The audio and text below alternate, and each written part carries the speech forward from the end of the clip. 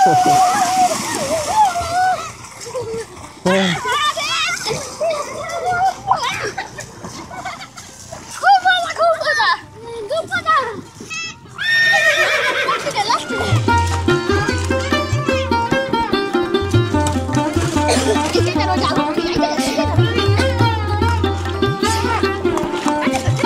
থেকে দেখা যায়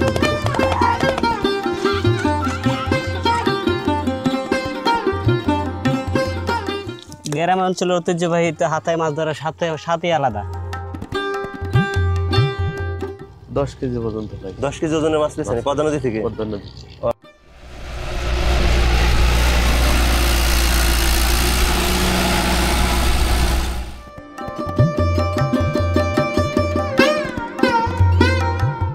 এই হচ্ছে আমাদের সেই বাংলার রূপ, এই হচ্ছে আমাদের বাংলা, এই হচ্ছে আমাদের গ্রাম। আসলে এই গ্রামের সৌন্দর্য এতটাই সুন্দর, এটা আসলে ভাষায় প্রকাশ করা যায় না।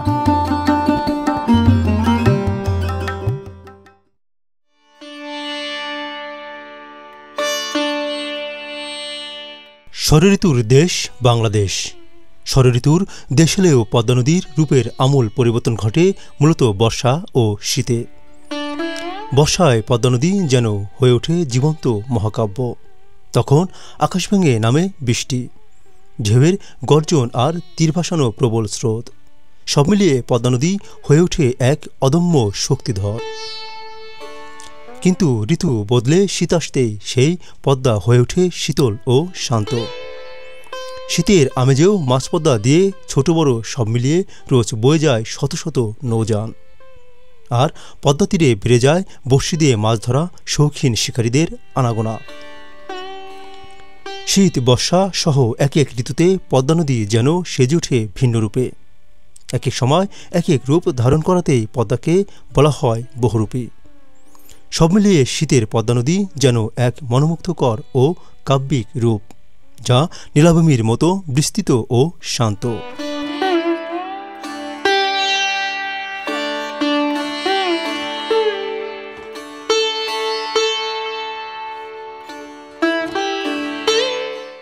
সর্বোচ্চ লাইফ টাইমে আপনার 10 কেজি পর্যন্ত পাই। 10 কেজি ওজনের মাছ পেয়েছেন পদ্মা নদী থেকে? পদ্মা নদী। ও আচ্ছা, 10 কেজি ওজনের যে মাছটা পেয়েছেন এটা কি মাছ ছিল? ওটা রুই মাছ ছিল। রুই মাছ। কত বছর আগে আপনি এই মাছটা পেয়েছেন? এই মাছটা অনেক দিন হয়েছে, প্রায় আপনার 5-7 বছর হয়ে গেছে। তো 10 কেজি ওজনের একটা মাছ যখন আপনার বড়শিতে হিট হয়, আসলে আপনার অনুভূতিটা কেমন ছিল বা ওইটাকে আপনি কিভাবে আপনার বাগে আনলেন? এই মনে করেন যে এটা আসলে যখন মাছ ধরে একটা আতঙ্ক লাগে, তখন যখন মাছটা ধরে আচ্ছা, যে ছুটে যাবে কিনা, থাকবে কিনা, মানে অনেকটা ভয়ের ভিতরেও থাকা লাগে। তারপরে যখন নাকি মানুষ মাছটা ডাঙায় আসে তখন আনন্দের বিষয়, কারণ বড় একটা মাছ। এই যে মনে করেন ছোট একটা মাছ পাইছি আজকে এই যে মনে করেন ঘন্টা। এটা কি মাছ যেটা আজকে পেয়েছেন? এটার মনে করেন যে আমাদের আঞ্চলিক ভাষায় নাইন্দেল মাছ কয়, কালীবাস মনে করেন অনেকেই কালীবাস কয়। ও আচ্ছা, এটা ওজনে কতটুকু হবে? এটা আনুমানিক কেজি খানিক হবে। ও আচ্ছা, এটা কিছুক্ষণ আগে পেয়েছেন? কিছুক্ষণ আগে পাইছি। ও আচ্ছা, তো আপনারা কি সারা বছরে মাছ মারেন নাকি একটা সময় থাকে আপনাদের মাছ? এটা মনে করেন বর্ষার শেষের দিকে, এই শীত টাইমে, শীত শুরুর টাইমে আর কি মাছগুলো ধরে নদীতে, আর এমনি টাইমে মাছগুলো বড়শিতে ধরে না। এই যে এখন শুকনার মৌসুম, এই সময়টাই ধরে। পানি যখন কম থাকে তখন মাছ হিট হয় বেশি, তখন আসে আর কি মাছ। ও আচ্ছা, তো আপনারা আসলে এই যে মাছগুলো ধরেন, এই মাছের আধার কি? এই মনে করেন যে নাইলসের ডিম, রুটি, আবার কেউ দেখা গেছে এর সাথে ছাতু দেয়, কিংবা অন্য ধরনের মেডিসিন ব্যবহার করে। আচ্ছা, এই খাবারগুলোকে আপনারা নিজেরাই তৈরি করেন নাকি কিনে আনতে হয়? ও আচ্ছা, আর কি বড়শি ব্যবহার করেন? বড়শি ব্যবহার করি মনে করেন এই যে এখানে আছে আপনার ছোট ছোট বড়শি 9 নাম্বার আছে, 10 নাম্বার আছে, আবার এই যে কোয়েটের ভিতরে আছে। আচ্ছা, আবার মনে করেন যে দয়া গেছে কোল বিলে গেলে বড় বড়শি ভাই। কোল বিলে গেলে যে এই বড় বড়শিগুলো ভাই 6 কাটা 8 কাটা এই সমস্ত বড়শি ভাই। দেখেন মাছ হিট করছে একটা, এই যে টানতেছে। এ ছোট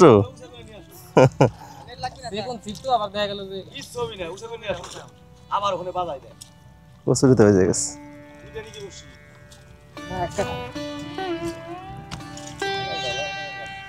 এই ছোটতে এই বলটার ভিতরে ঢুকে গেছে। কালীবাউস মাছ না? আলহামদুলিল্লাহ।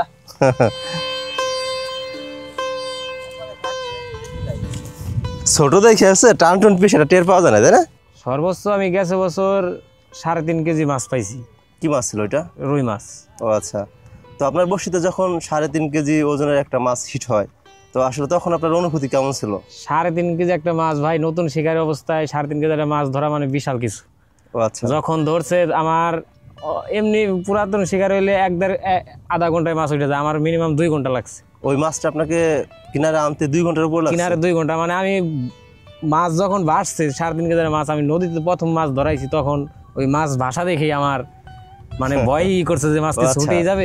2 ঘন্টা পরে ওই মাছ উঠাই সেরে নদীতে 1 সেকেন্ড দেরি করে নিয়ে চলে গেছি বাড়ি। আচ্ছা, আপনার আসলে এই বড়শিতে কোন টাইপের মাছ পান? এই নদীতে রুই, কাতল আর কালীবাউসটাই বেশি। ও আচ্ছা। এই সময়টায় কালীবাউসটাই বেশি ধরে, রুই কম। এই কালীবাউস, কাতল আর হলো রুই। শীত আসলেই পদ্মা নদীতে বড়শি দিয়ে মাছ ধরার একটা ধুম পড়ে যায়। আমার পিছনের দিকে আপনারা যাদেরকে দেখতে পাচ্ছেন, এরা সবাই এসেছেন এই পদ্মা নদী থেকে বড়শি দিয়ে মাছ ধরতে। পদ্মা নদী থেকে যারা বড়শি দিয়ে মাছ ধরেন, অধিকাংশ মানুষই হচ্ছে শখের বশে এই পদ্মা নদী থেকে মাছ ধরেন। অর্থাৎ তারা বিভিন্ন কাজকর্মর পাশাপাশি আসেন হচ্ছে মাছ ধরতে, যখন ফ্রি থাকে বা যখন একটু সময় পায়। আর পদ্মা নদী থেকে মাছ ধরার সবথেকে বড় বিষয় হচ্ছে ধৈর্য। অর্থাৎ কখন আপনি একটা মাছ পাবেন এর কোনো নিশ্চয়তা নেই। সারাদিন আপনি 5টাও পেতে পারেন, 10টাও পেতে পারেন, ছোটো সাইজেরও পেতে পারেন, আবার খুব বড় সাইজেরও একটা পেতে পারেন, আবার নাও পেতে পারেন। দিন শেষে আপনাকে নিরাশেও বাড়ি ফিরতে হতে পারে। গল্প আর আড্ডায় পদ্মা নদী থেকে বড়শি দিয়ে মাছ ধরা মানুষদের সাথে কিছুটা সময় কাটল বেশ। বড়শি দিয়ে মাছ ধরার স্মৃতিকে বুকে রেখে মৃদু বাতাসে পদ্মাকুলের মেঠো পথ ধরে আগাতে লাগলাম সামনের দিকে। মেঠো পথ ধরে খানিকটা আগাতেই সামনে পড়ল পদ্মার কুলজুড়ে ছোট্ট একটি টংঘর। ওই দেখা যায় ছোট্ট একটি টংঘর। পদ্মা নদীর যারা জেলে রয়েছেন, সারাদিনের ক্লান্তি শেষে এরা এসে রাতে এই টংঘরেই থাকেন। দেখুন পদ্মা নদীর হিমেল বাতাস, আর এই বাতাসের মধ্যে তারা পরম শান্তিতে এই টংঘরে এসে ঘুমায়। আসলে শান্তি কোথায়, সুখ কোথায়? এর থেকে সুখ বা এর থেকে শান্তি আসলে পৃথিবীতে অন্য কিছু হয় কিনা এটা আমার জানা নেই। চিকচিক করে বালি, কোথা নাই কাদা, একধারে কাশবন ফুলে ফুলে সাদা। পদ্মা নদীর তীরে এখন কাশবন না থাকলেও রয়েছে নয়ন জুড়ানো নীল জলরাশি, আর এই জলরাশির কোলে দেখা যাচ্ছে মনোমুগ্ধকর আরেকটি ছোট্ট টংঘর। দেখুন আমার পিছনের দিকে এখানেও একটি ছোট্ট টংঘর রয়েছে। পদ্মা নদীর চরে যারা কাজ করেন, এপার যারা কাজ করেন, অথবা এই পদ্মা নদীতে যারা মাছ ধরেন, মূলত তারা এসে এই টংঘরগুলোতে বিশ্রাম নেন, কিছুটা সময় কাটান, দুপুরের খাবার খান। আবার অনেকে আছেন যে এখানে রাত্রি যাপন করেন। এখানে পিছনে ছোট্ট একটি পাটখড়ির ঘর, তার পিছনে ছোট্ট একটি ছয়ের টংঘর। দেখুন কত সুন্দর। মানে এ দৃশ্য আসলে পৃথিবীর অন্য কোথাও আছে কিনা আমার জানা নেই। দেখেন এটা একটা পাটখড়িতে ছোট্ট একটা ঘর বানানো, আর এই হচ্ছে বাঁশের ছাউনির একটা ছোট্ট টংঘর।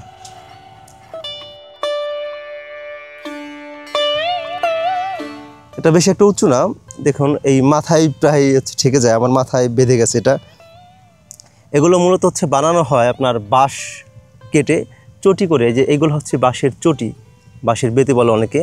আর উপরের যে নীল দেখা যাচ্ছে যেটা, এটা হচ্ছে আপনার ছালার জাল, যে জাল দিয়ে মাছ ধরে। আর নিচের দিকেও এই যে এগুলা হচ্ছে চটি, বাঁশের চটি ফেলে এরপর হচ্ছে এটা আপনার মাচার করে দিয়েছে। আর এটা মাটি থেকে একটু উপরে 3 ফিট 3.5 ফিটের মতন উপরে।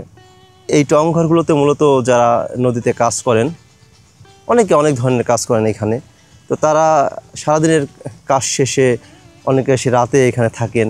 আবার অনেকে আছেন কাজ করতেছে, কাজ করার মাঝে কিছুটা সময় এসে এখানে বিশ্রাম নেন।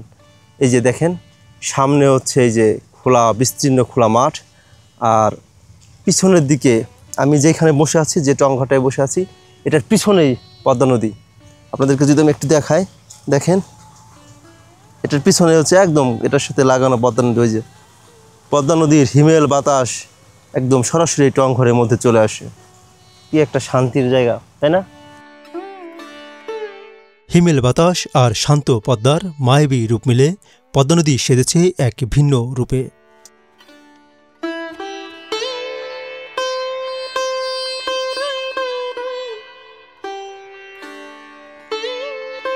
দেখেন পদ্মা নদীর চরে বিভিন্ন ফসলের সাথে পেঁয়াজও চাষ করা হয়।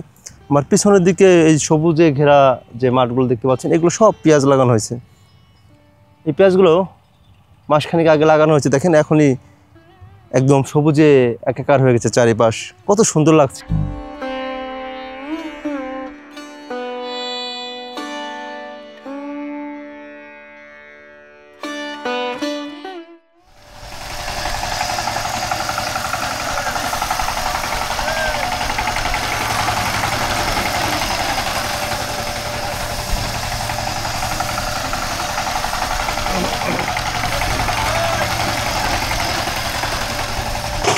দেখুন পদ্মার চরের গ্রাম আসলে রূপ বৈচিত্র্যে ভরা। আমার পিছনে দেখেন কত ছোট্ট একটা ছেলে এই কলের নাঙ্গল চালিয়ে ধান মাড়াই করছে। আসলে বিষয়টা খুবই অবাক করা। এখানকার ছোট ছোট ছেলেমেয়েরা খুব ট্যালেন্টেড হয়, এটাই তার প্রমাণ। দেখেন কত ছোট একটা ছেলে, মানে কি সুন্দরভাবে কত দক্ষতার সাথে কলের নাঙ্গল চালিয়ে ধান মাড়াই করছে।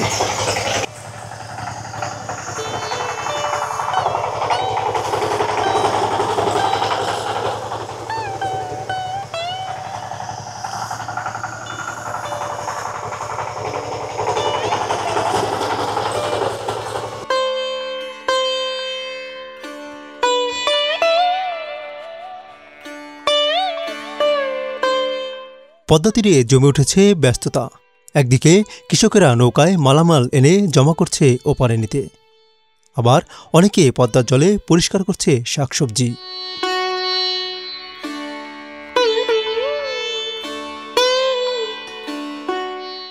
হঠাৎ নৌকা চলতে লাগলো চরের দিকে। এখন ছোট বড় সকলের অপেক্ষা, কখন নৌকা পৌঁছাবে তাদের গন্তব্যে।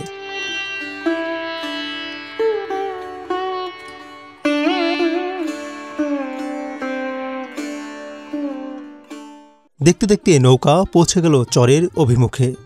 মাঝি ভাই সকলের থেকে যাতায়াতের ভাড়া তুলছে।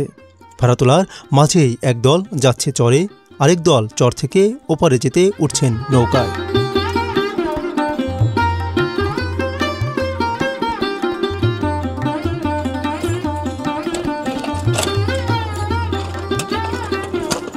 নৌকা থেকে ভারী মালামাল চরের বিভিন্ন গন্তব্যে পৌঁছাতে প্রস্তুত ঘোড়ার গাড়ি। এ চরে নেই কোনো পাকাপোস্ত রাস্তা, নেই কোনো মোটরচালিত গাড়ির ব্যবস্থা, তাই ঘোড়ার গাড়ি এখানকার একমাত্র পরিবহন মাধ্যম।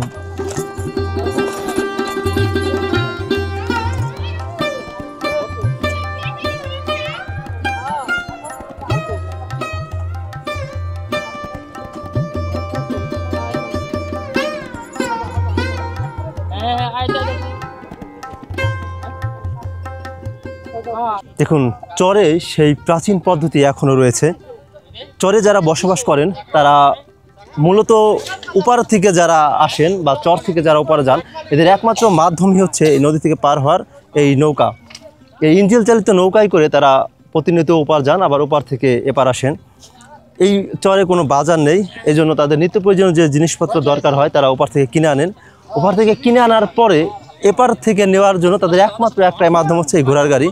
তারা এই যে আমার পিছনের দিকে যে ঘোড়ার গাড়িটা দেখতে পাচ্ছেন, ওপার থেকে তারা যে মালামালগুলো আনছে, ভুসি, চাল, ডাল, তাদের মানে একটা পরিবারের চলাতে বা গবাদি পশু পালন করতে যা যা লাগে সব কিছু তারা ওপার বিভিন্ন বাজার থেকে কিনে আনেন।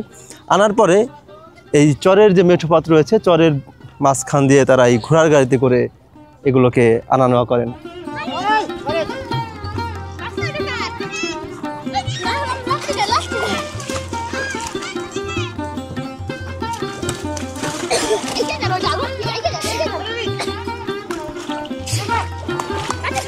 এখান থেকে দেখা যায়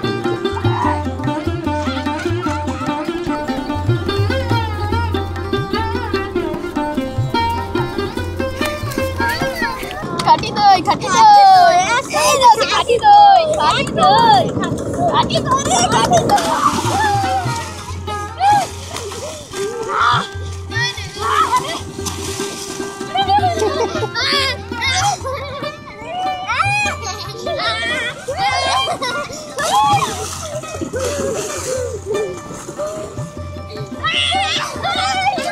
এই কি অবস্থা? ভালো ভালো ভালো কেমন আছো তোমরা সবাই? ভালো আছি কেমন লাগতেছে নদীতে স্নান করে? খুব ভালো প্রতিদিন আসো এখানে? হ্যাঁ ও আচ্ছা।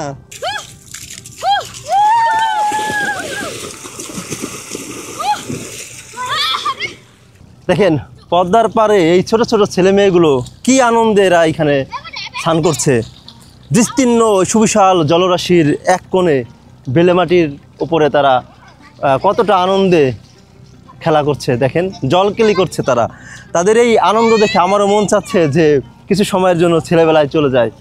তাদের এই আনন্দ দেখে, তাদের এই শৈশবের স্মৃতি দেখে আমারও শৈশবের সেই পুরনো দিনের স্মৃতিগুলো মনে পড়ে গেল।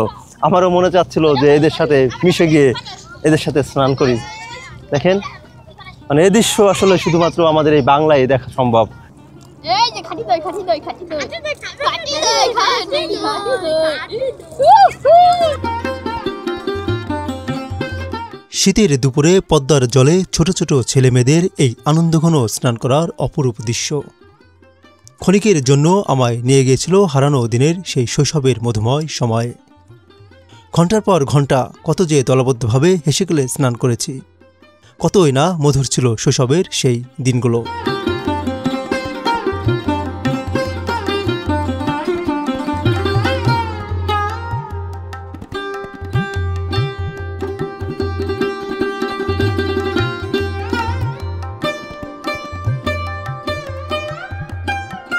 স্বামী স্ত্রী দুজনে কাজ করতে কেমন লাগে? আমাকেও ভালোই লাগে। খাওয়া দাওয়া করেন কোথায় দুপুরে? দুপুরে মাঠেই খাই। বাড়ি থেকে খাবার নিয়ে আসেন? হ্যাঁ। ও আচ্ছা। তো কেমন এই ফসল আবাদ করে লাভ হয় নাকি?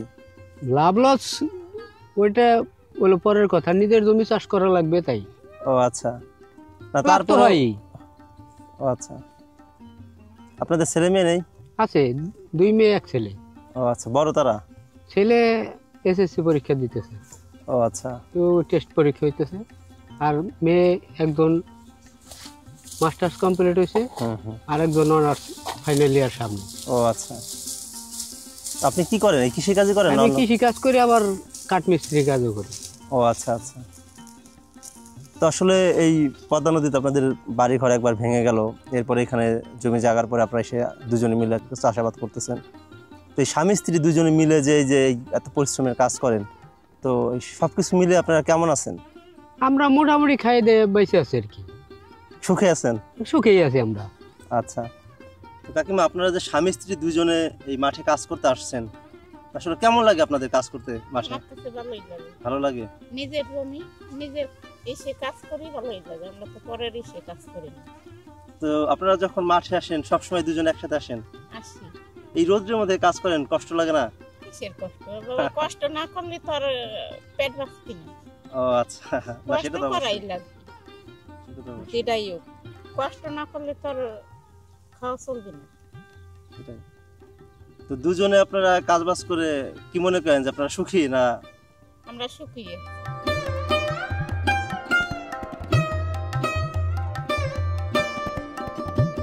চরের মেঠো পথ ধরে কিছুটা সামনে আগাতেই চোখে পড়ল গ্রামের এক ঐতিহাসিক দৃশ্য। নারী পুরুষ সকলে একত্রে এমন হাতিয়ে মাছ ধরার দৃশ্য বর্তমানে দেখাই যায় না।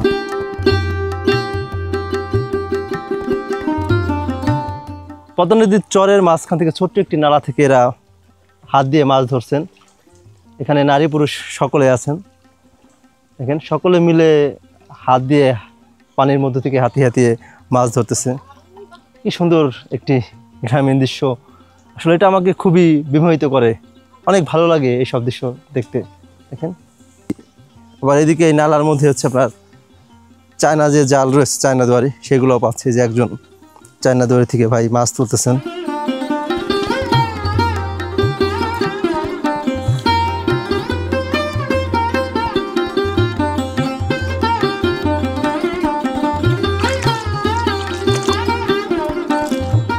কি অবস্থা কাকা, কেমন আছেন? এই তো আলহামদুলিল্লাহ ভালো আছি। মাছ ধরতেছেন? জি ভাই। ও আচ্ছা, হাতায় মাছ ধরতে কেমন লাগে? গ্রাম অঞ্চলের ঐতিহ্যবাহী তো হাতায় মাছ ধরার সাথে আলাদা। ও আচ্ছা, এটা তো আপনার পদ্মা নদীর চরের মধ্যে একটা নালা, তাই না? জি জি। ও আচ্ছা, এটা কি আগে পানিতে ভরা ছিল? আগে পানিতে ভরা ছিল। ও আচ্ছা, এই মাছ কি আপনারা এখন প্রতিদিনই ধরেন? হ্যাঁ, প্রতিদিনই ধরা হয় মাছ। ও আচ্ছা, তো কি মাছ পান এখান থেকে? এখন তো আছে আপনার পুঁটি আছে, তারপরে আপনার খয়লা আছে। ও আচ্ছা, ওই চায়না জালও দেখতে পাচ্ছি মানে ভিতরে। ওটা কি আপনার এই জাল? হ্যাঁ, এটা আমার জাল। ও আচ্ছা, কেমন মাছ পান প্রতিদিন এখান থেকে? এই আর কি খাওয়ার জন্য আর কি, টুকটাক। ও আচ্ছা, এগুলো ধরে আপনারা নিজেদের বাসায় খাওয়ার জন্য? হ্যাঁ, নিজেদের বাসায় খাওয়ার জন্য। ও আচ্ছা, তো আমরা দেখতে পাচ্ছি এখানে আপনার অনেকেই আছেন, মানে দলবদ্ধভাবে আপনারা নামছেন মাছ ধরার জন্য। হ্যাঁ, এই যে আমাদের আরো ভাই আছে এই যে।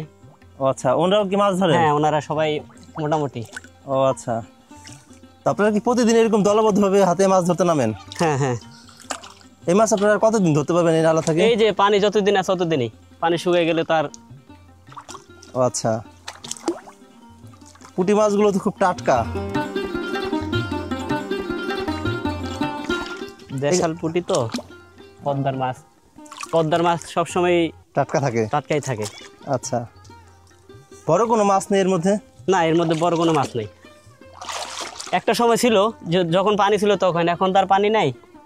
ও আচ্ছা,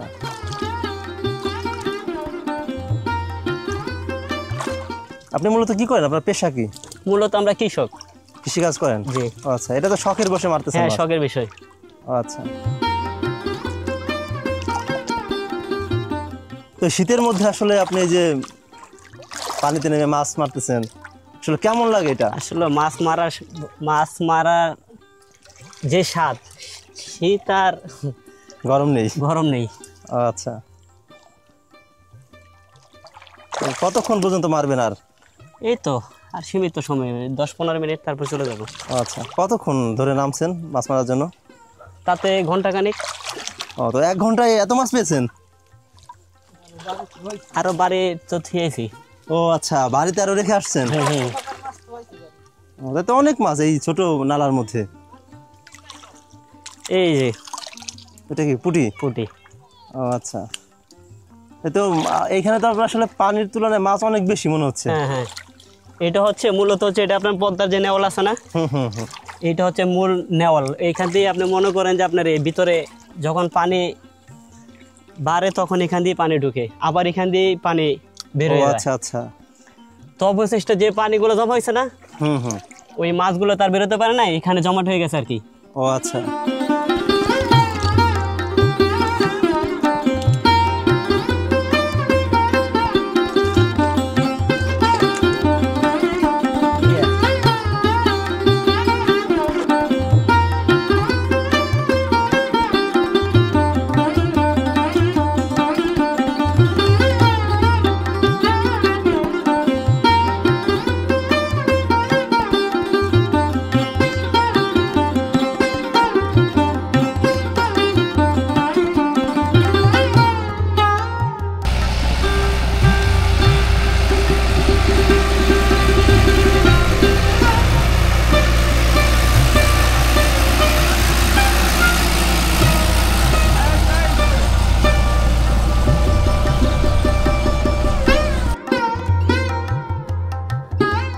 খোলা আকাশের নিচ দিয়ে সদ্য চাষকৃত চরের ক্ষেতের আইল ধরে ছুটে চলা আর কচি পাতার উপর দিয়ে বয়ে চলা বাতাসের ঢেউয়ের খেলা মনকে মুহূর্তেই করে প্রসন্ন।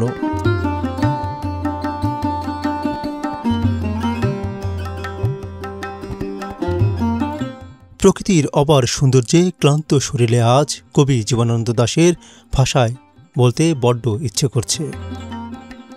আমি ক্লান্ত প্রাণ এক, চারিদিকে জীবনের সমুদ্র সফেন, আমারে দুদণ্ড শান্তি দিয়েছিল নাটোরের বনলতা সেন।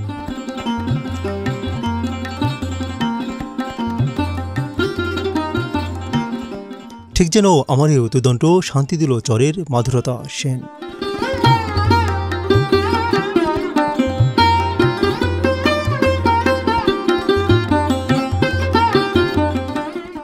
চরে ধান কাটা শেষে বিভিন্ন জায়গায় বড় পাওয়ার টিলার দিয়ে জমি চাষ করা হচ্ছে। আবার কিছু কিছু জমি চাষ শেষে সরিষা বোনা হয়েছে, ধনিয়া বোনা হয়েছে, বিভিন্ন জাতের ফসল এখানে লাগানো হয়েছে, ভুট্টা লাগানো হয়েছে। তো আর কিছুদিনের ভিতরে এই চর একদম সবুজে একাকার হয়ে যাবে। চরের এই সৌন্দর্য এখন দেখে আমি বিমোহিত, বিস্মিত। এই সৌন্দর্য আমাকে আসলে মাতাল করে দেয়। আর কিছুদিন পরে যে চর কি এক নতুন রূপ নেবে, এটা আপনাদেরকে না দেখালে আসলে বিশ্বাস করতে পারবেন না। দেখুন, এই হচ্ছে আমাদের সেই বাংলার রূপ, এই হচ্ছে আমাদের বাংলা, এই হচ্ছে আমাদের গ্রাম। আসলে এই গ্রামের সৌন্দর্য এতটাই সুন্দর, এটা আসলে ভাষায় প্রকাশ করা যায় না। দেখুন, কোনো বাড়িঘর নেই, কিচ্ছু নেই, চারিদিকে ফাঁকা, জায়গায় জায়গায় একটি দুটি করে গাছ দাঁড়িয়ে আছে, বড় পাওয়ার টিলার চলছে, তার শব্দ আসছে, পাখির কিচিরমিচির ডাক চারিদিক থেকে বিমোহিত করছে। আর চরের শীতল বাতাস, যেটা যতই রোদ থাক, যতই গরম থাক, সবসময় এই শীতল বাতাস বইতেই থাকে। দেখুন, এই হচ্ছে সেই জীবনানন্দের বাংলা। আর আমার চারপাশে যা দেখতে পাচ্ছেন, এই হচ্ছে সেই জীবনানন্দের বাংলার রূপ।